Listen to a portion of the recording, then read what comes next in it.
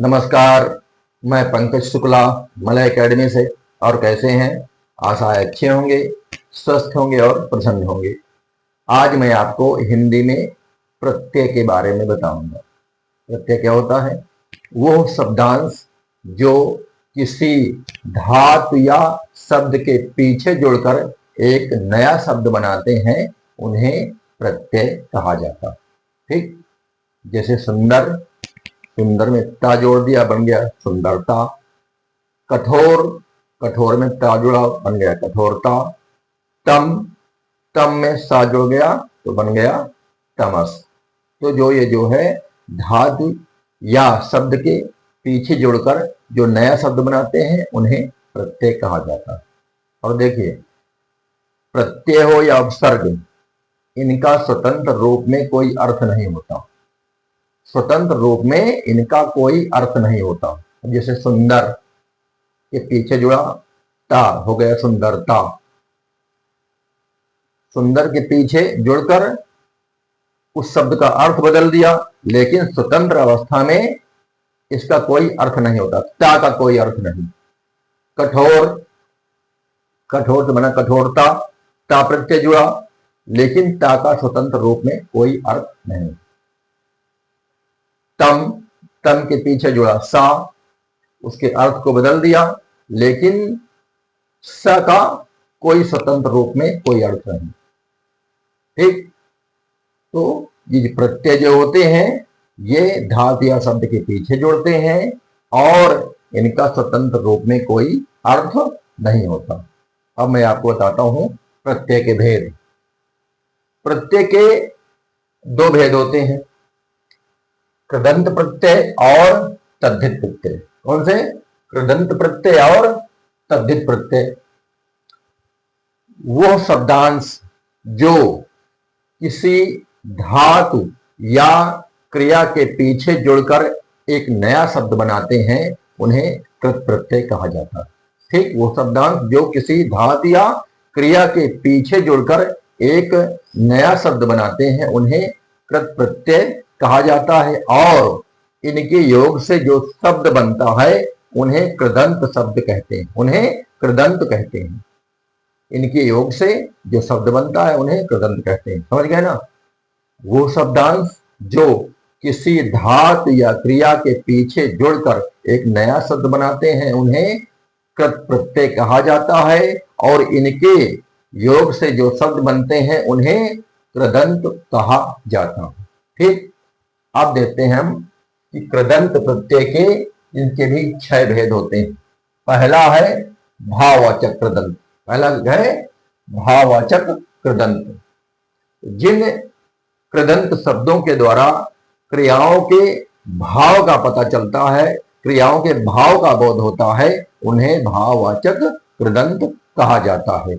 और ये शब्द के पीछे, ये धातुओं के पीछे आ, आई, आन, आप, आओ, या, ई, ता, ना, वट और हट जोड़ने से बनते हैं। ठीक, जैसे देखिए घाटा, घाटा में प्रत्यय कौन सा जुड़ा है? आ है। चढ़ाई, चढ़ाई में प्रत्यय जुड़ा है आई। उठान, उठान में प्रत्यय जुड़ा है आन। मिलाप, मिलाप में प्रत्यय है आप। घुमाव, घुमाव में प्रत्यय है आओ। गवैया, गवैया में प्रत्यय है या। लिखाई, लिखाई में प्रत्यय है ई। देखिए, लिखाई में ई प्रत्यय है। हसत, हसत में प्रत्यय है ता। बंधन, बंधन में प्रत्यय है ना। सजावट, सजावट में प्रत्यय है वट। और घबराहट, घबराहट में प्रत्यय जुड़ा हुआ है हट। ठीक, समझ गए? प्रत्यय का स्वतंत्र रूप में कोई अर्थ नहीं होता, और ये धातुओं या शब्दों के पीछे जब जुड़ जाते हैं तो उसके अर्थ को बदल देते हैं। ठीक, अब आते हैं हम कर्तृवाचक कृदंत। तो जिन कृदंत शब्दों से क्रिया करने वाले का बोध होता है, उन्हें कर्तृवाचक कृदंत कहते हैं। जिन कृदंत शब्दों से क्रिया करने वाले का बोध होता है, उन्हें हम कर्तृवाचक कृदंत कहते हैं। ठीक। और ये धातु के पीछे अक, अक्कड़, आकू, उ, एरा, ऐत, ओरा और सार प्रत्यय जोड़ने से बनते हैं। देखिए, लेखक, लेखक में प्रत्यय है अक, पियक्कड़, पियक्कड़ में प्रत्यय है अक्कड़, लड़ाकू, लड़ाकू में प्रत्यय है आकू, काटू, काटू में प्रत्यय है उ, लुटेरा, लुटेरा में प्रत्यय है एरा, लठैत, लठैत में प्रत्यय है ऐत, भगोड़ा, भगोड़ा में प्रत्यय है ओड़ा, मिलनसार, मिलनसार में प्रत्यय है सार। देखिए, मिलन के पीछे सार लगा हुआ है तो इसमें सार प्रत्यय। ठीक। अब आते हैं हम कर्मवाचक कृदंत। तो जिन कृदंत शब्दों से क्रिया के कर्म का बोध होता है, जिन कृदंत शब्दों से क्रिया के कर्म का बोध होता है, उन्हें हम कर्मवाचक कृदंत कहते हैं, उन्हें कर्मवाचक कृदंत कहा जाता है। ठीक। और ये धातुओं के पीछे आना, आवत, औना, ना और नी प्रत्यय जोड़ने से बनते हैं। ठीक। जैसे पढ़ाना में प्रत्यय है आना, कहावत में प्रत्यय है आवत, बिछौना में प्रत्यय है औना, बोलना में प्रत्यय है ना, ओढ़नी में प्रत्यय है नी। ओढ़ में नी प्रत्यय जुड़ गया तो बन गया ओढ़नी। ठीक। अब आते हैं हम करणवाचक कृदंत। तो जिन कृदंत शब्दों से किसी के साधन का बोध होता है, जिन कृदंत शब्दों से साधन का बोध होता है, उन्हें करणवाचक कृदंत कहा जाता है। और ये धातुओं के पीछे आ, ई, उ, ना और ना प्रत्यय जोड़ने से बनते हैं। देखिए, ठेला में प्रत्यय है आ, रेती, रेती में प्रत्यय है ई, रेत में ई प्रत्यय जुड़ा बन गया रेती, रेती।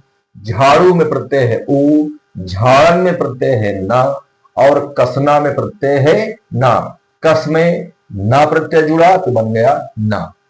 ठीक। अब आते हैं हम कर्तृवाचक कृदंतीय विशेषण। जिन कृदंत शब्दों से क्रिया के विशेषण का बोध होता है, जिन कृदंत शब्दों से क्रिया के विशेषण का बोध होता है, उन्हें कर्तृवाचक कृदंतीय विशेषण कहा जाता है। ठीक। जिन कृदंत शब्दों से क्रिया के विशेषण का बोध होता है, उन्हें कर्तृवाचक कृदंतीय विशेषण कहा जाता है। और ये आवना, ना, नी और वा प्रत्यय जोड़ने से बनते हैं। देखिए, लुभावना, लुभावना में प्रत्यय है आवना, हंसना में प्रत्यय क्या है ना, हंस में ना जुड़ गया बन गया ना, कहनी में प्रत्यय है नी, ढलवा में प्रत्यय है वा। ठीक। अब आते हैं क्रिया द्योतक कृदंती विशेषण।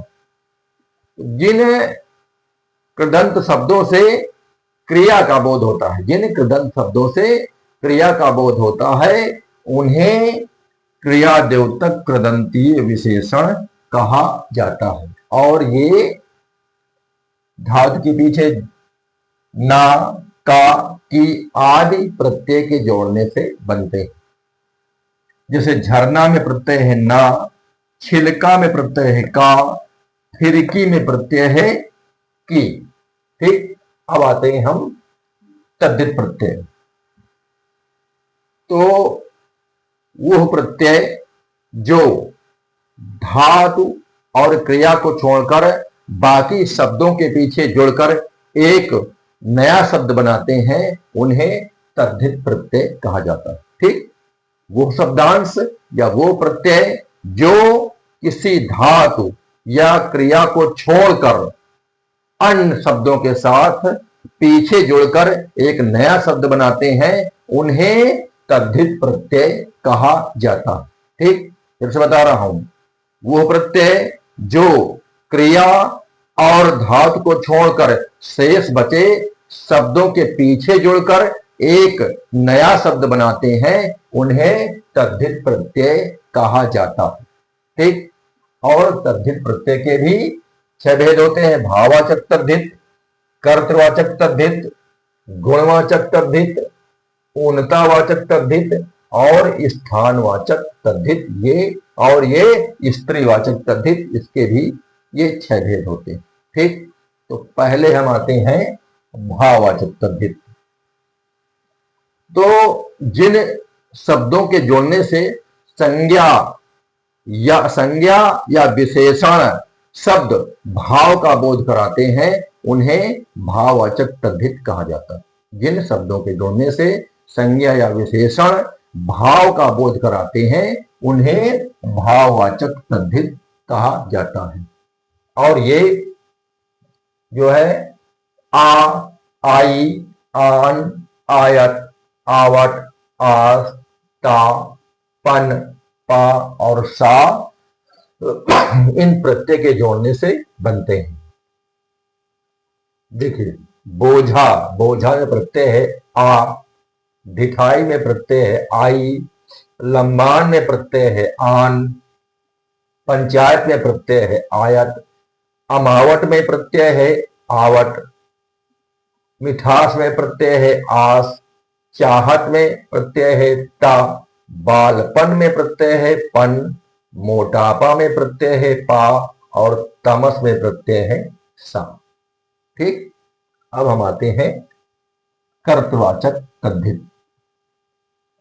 जिन प्रत्यय के जोड़ने से काम करने वाले का बोध होता है उन्हें कर्तृवाचक तद्धित कहा जाता है। जिन प्रत्यय के जोड़ने से काम करने वाले का बोध होता है, कर्ता का बोध होता है, उन्हें कर्तृवाचक तद्धित कहा जाता है। जैसे सुनार में प्रत्यय है आर, मछुआ में प्रत्यय है उआ, सपेरा में प्रत्यय है एरा, हथेली में प्रत्यय है एली, गाने वाले में प्रत्यय है वाला, पनिहार में प्रत्यय है हार और लकड़हारा में प्रत्यय है हार। इसमें कर्ता का बोध हो रहा है।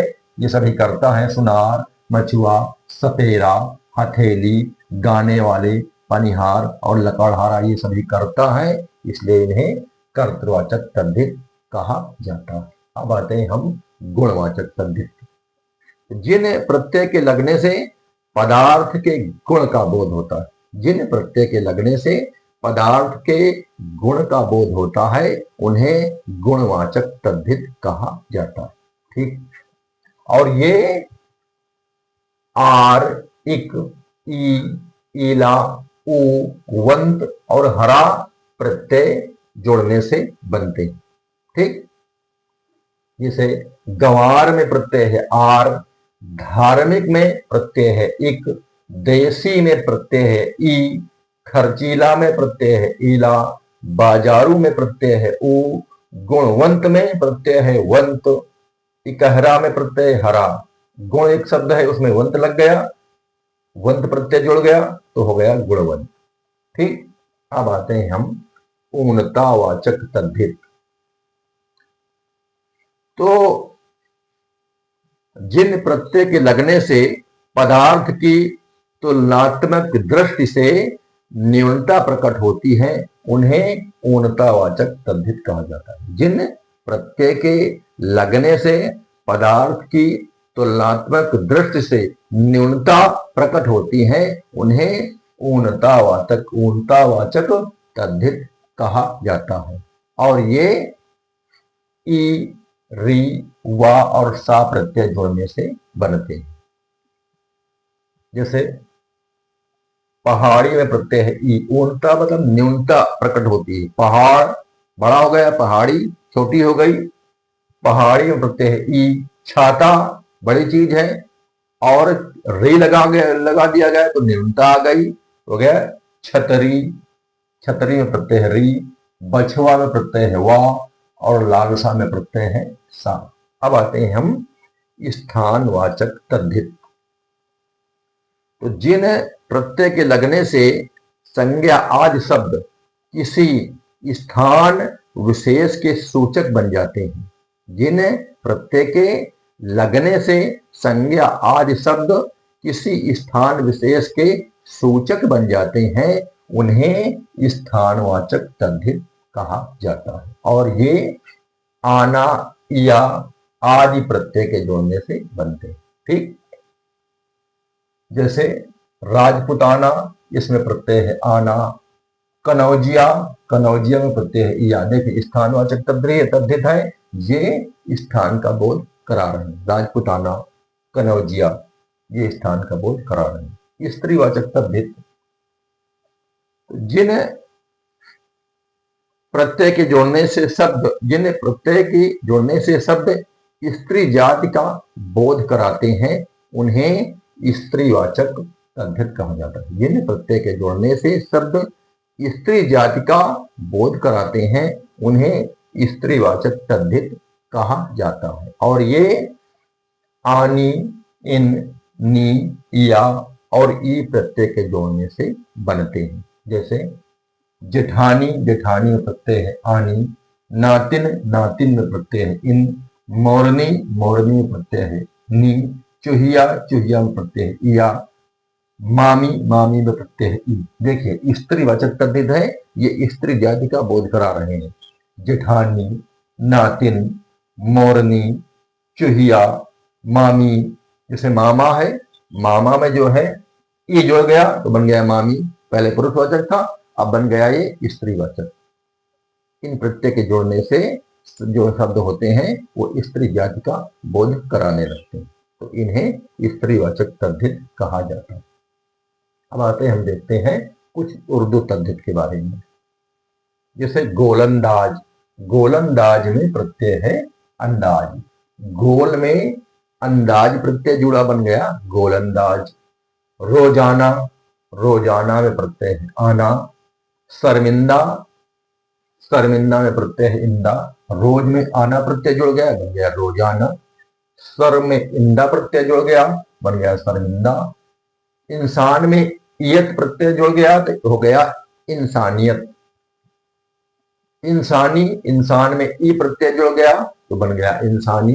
ईन, शौक में ईन प्रत्यय जुड़ गया तो हो गया शौकीन। पेश में कार प्रत्यय जुड़ गया, बन गया पेशकार। सूद में खोर प्रत्यय जुड़ गया तो बन गया सूदखोर। ईद में गाह प्रत्यय जुड़ गया तो बन गया ईदगाह। याद में गार प्रत्यय जुड़ गया तो बन गया यादगार। तोपची, तोप में ची प्रत्यय जुड़ गया तो बन गया तोपची। रहम में ता प्रत्यय जुड़ गया तो बन गया रहमत। खतर में नाक प्रत्यय जुड़ गया, खतरा में नाक प्रत्यय जुड़ गया तो बन गया खतरनाक। हथियार में बंद प्रत्यय जुड़ गया तो बन गया हथियार बंद। तमाशा में बीन प्रत्यय जुड़ गया तो हो गया तमाशबीन। दौलत में मंद प्रत्यय जुड़ गया तो बन गया दौलतमंद। ताकत में वर प्रत्यय जुड़ गया, बन गया ताकतवर। और उम्मीद में वार प्रत्यय जुड़ गया तो हो गया उम्मीदवार। ठीक, समझ गए? प्रत्यय जो है वो शब्दांश है जो किसी शब्द या धातु के पीछे जुड़कर एक नए शब्द का निर्माण करते हैं। आज ये प्रत्यय खत्म हो गया। आज के लिए इतना ही। नमस्कार।